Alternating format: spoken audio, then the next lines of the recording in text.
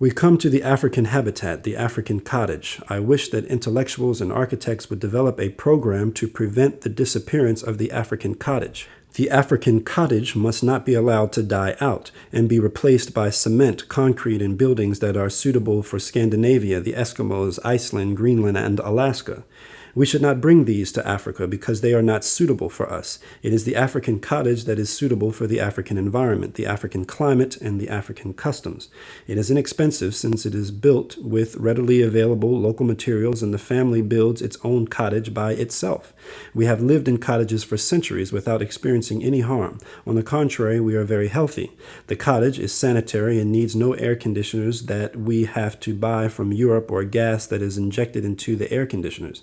Also, it does not need any artificial ventilation because it is naturally ventilated. I hope that the African cottage will be preserved and that studies would be undertaken in regard to the environment and the heritage, because that would help preserve the African cottage. The reason is that I have visited by land many African regions in West Africa, Central Africa, East Africa, and Southern Africa. I've traveled by car. I would see the cottages, visit the villages, check out their inhabitants, and sit with them. I found out that each member of the family has his own cottage. There was a kitchen cottage, living quarters cottage, and a cottage for the animals elsewhere.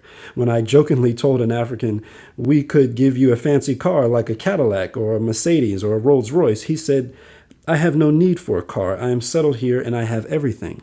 Then I said, "Fine, what if we build you a paved road?" He said, "What do I do with a road?" "Leave the land as it is. I have fruit trees, I grow grains, and I have some animals that live under the trees. When I need water, the river is nearby. If we were to build him a paved road, provide him with a car, and build him a house of concrete, we would probably destroy him and introduce him to the inferno of concrete. Please preserve the African cottage."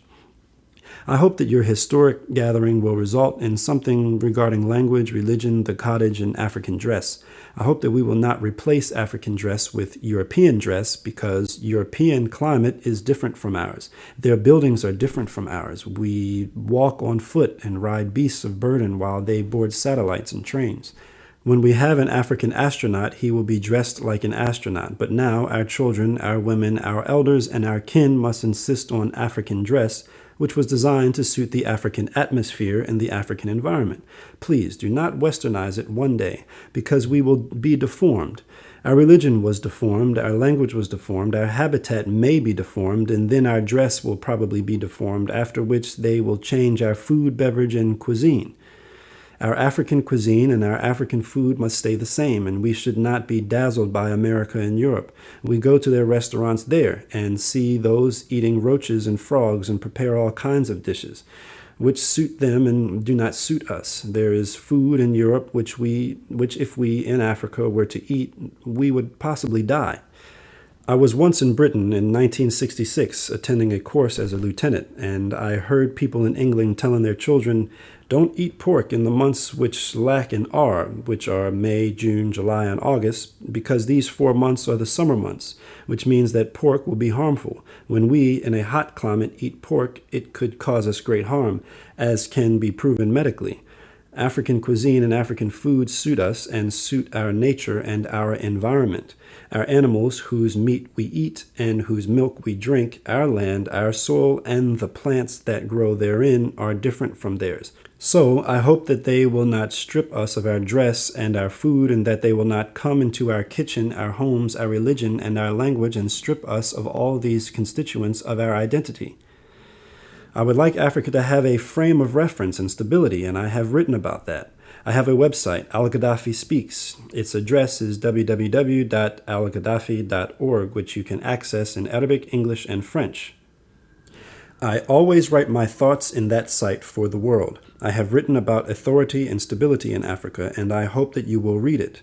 Africa needs authority and stability. As you know, Africa, after colonialism, experienced a phase of liberation at the hands of great leaders like Nkrumah, Ben Bella, Nasser, Nyerere, Lumumba, Keita, and Kaunda, etc. Those leaders were the founding fathers of the Organization of African Unity, OAU. However, colonialism conspired against this class of leaders and decided to oust them and replace them with its own lackeys. Indeed, Kwame Nkrumah was overthrown. Lumumba was physically liquidated. Keita was overthrown. 60 attempts were made against Nasser and 40 against Touré. I do not want to mention every one of them since there may be some sensitivity.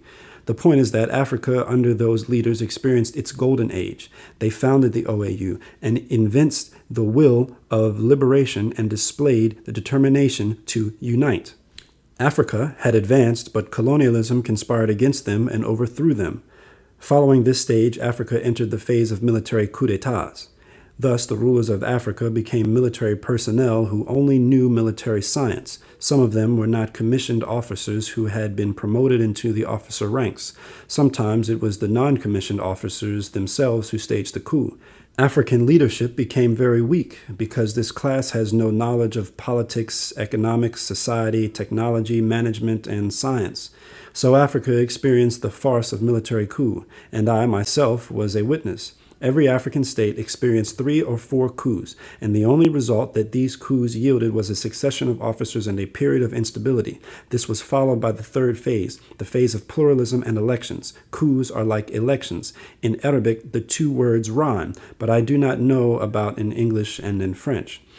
This only led to more instability, with one president following every 4 years. Also, some constitutions limit the president to 2 terms.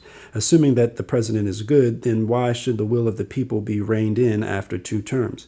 If the people want him, he must be given a chance. I feel that African constitutions must take that into account so as not to impose conditions on the people's will. If a people want to elect a president once, twice, or 10 times, the Constitution should allow them to do so. Why the people should be deprived of an effective president who has a program that he wants to carry out? However, he is not able to do that and is forced to give up his post in favor of someone else that may be his complete opposite and may even abort his original program. Elections bring us no stability and no benefits, and pluralism is a mere formality which is a fulfillment of the instruction of the World Bank, the WTO, the IMF, the EU, and the US. They all demand the establishment of pluralism as a condition for the provision of aid and loans. America itself has no pluralism, nor does Britain, Spain, or Italy. They are all governed by one party. America is ruled by a president and one party. In essence, there are 2 parties, but they are mere platforms and not real parties. Then what about Africa? We in Africa do not know parties. We are tribes and are closer to the popular Jamahiriya system and to the popular congresses and popular committees which suit us more than parties. Our peoples do not know parties and do not even know elections. Egypt, for instance, has long been independent, yet when elections were held in Upper Egypt, a citizen was asked, "Who are you voting for?" He said, "Saad Zaglu."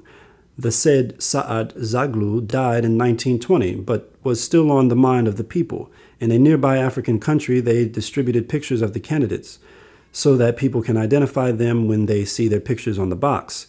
People took the pictures home and hung them in their houses. When they were asked why did they not vote, they said, "We thought that we were supposed to take the pictures of the person and hang it at home.